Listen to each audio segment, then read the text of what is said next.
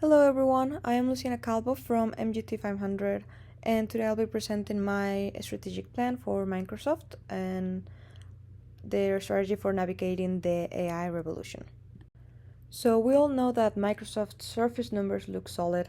They have high operating margins, strong cash flow, and AAA credit rating. But beneath the surface, there's growing tension. Capital expenditures are climbing into the tens of billions per quarter.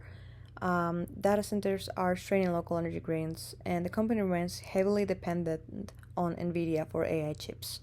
This presentation addresses three strategic pillars to resolve this tension. First, we accelerate the enterprise AI adoption by driving Copilot usage across the installed base. Second, we aim to reduce dependencies throughout vertical integrations on chips and energy. And third, we will build energy resilience to secure long-term power for AI workloads. These three moves will determine whether Microsoft can translate massive AI investments into sustainable revenue growth.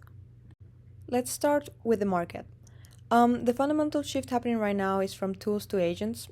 Customers no longer want better tools, they want AI that does the work for them. Copilot drafts emails, builds spreadsheets, and creates presentations with minimal human input. Microsoft Edge here is massive. Hundreds of millions of users are already in the ecosystem. There's no platform migration required. Copilot simply appears in the tools people use every day. However, adoption has been lower than expected. The barrier really isn't the price, it's more reliability.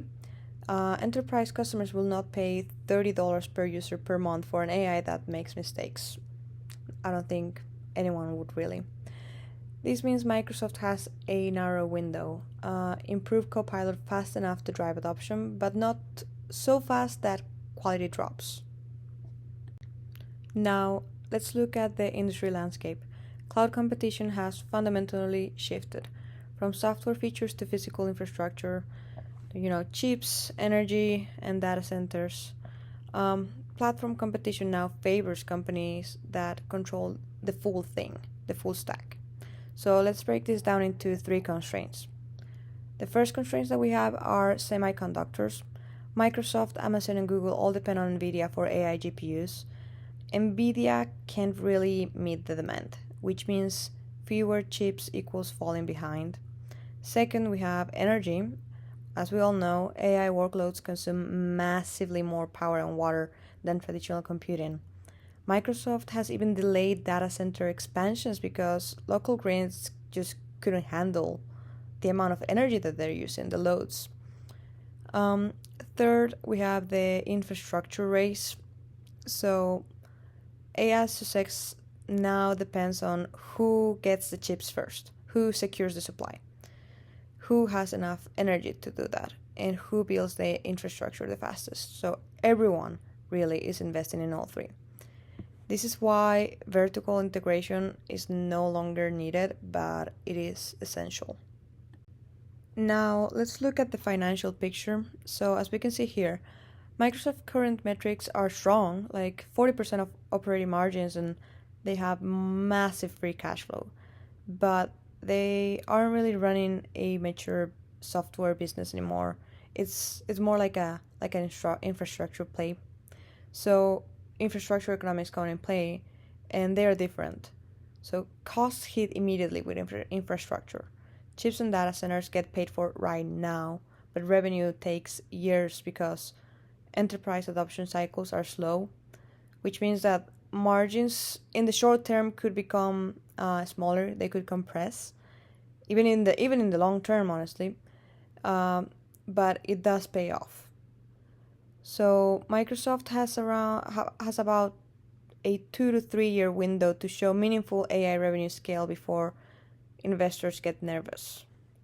And so this timing pressure really shapes everything in our strategic plan. So given this context, I came up with three strategic objectives for Microsoft to hit. So first, short term, which would be 12 to 24 months, we want to hit 40% Copilot adoption amongst current Microsoft 365 enterprise customers by the last quarter of fiscal year 2026. And we'll track this via active usage metrics. Second, medium term, so 24 to 36 months, we want to generate $20 billion annually from AI revenue. So combining Azure AI services and Copilot subscriptions by 2027.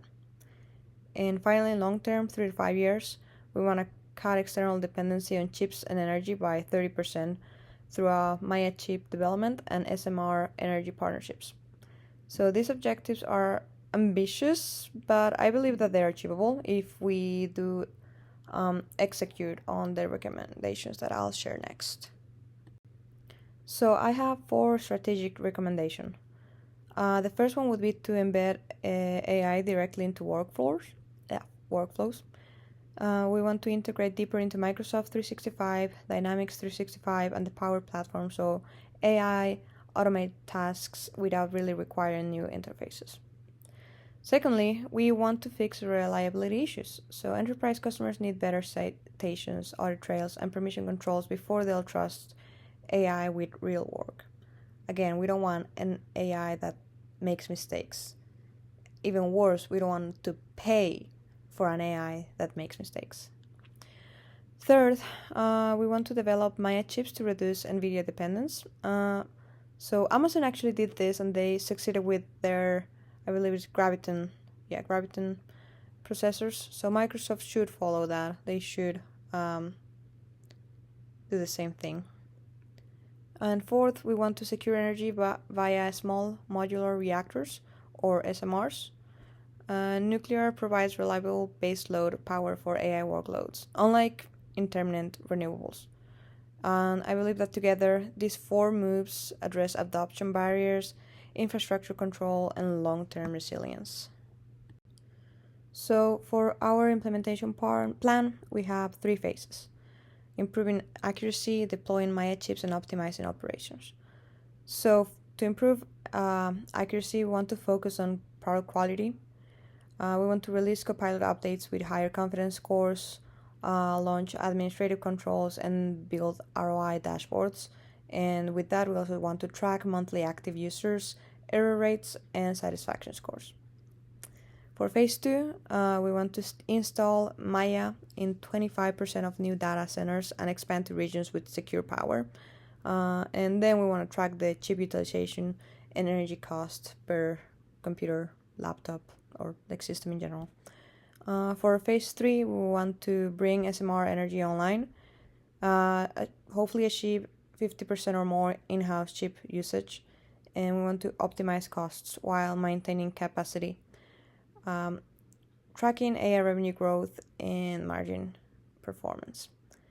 So as you can see, each phase kind of builds on the last, from product quality to infrastructure to full operation resilience. So it is very important to maintain this order and to be able to track the metrics all throughout.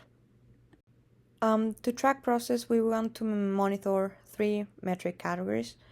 So first, we want to monitor financial metrics, so AI revenue, operating margins with a target above 38%, CAPEX efficiency, and free cash flow. Operational metrics, we want to track Copilot adoption rates, workload costs, data center utilization, and chip supply and diversity.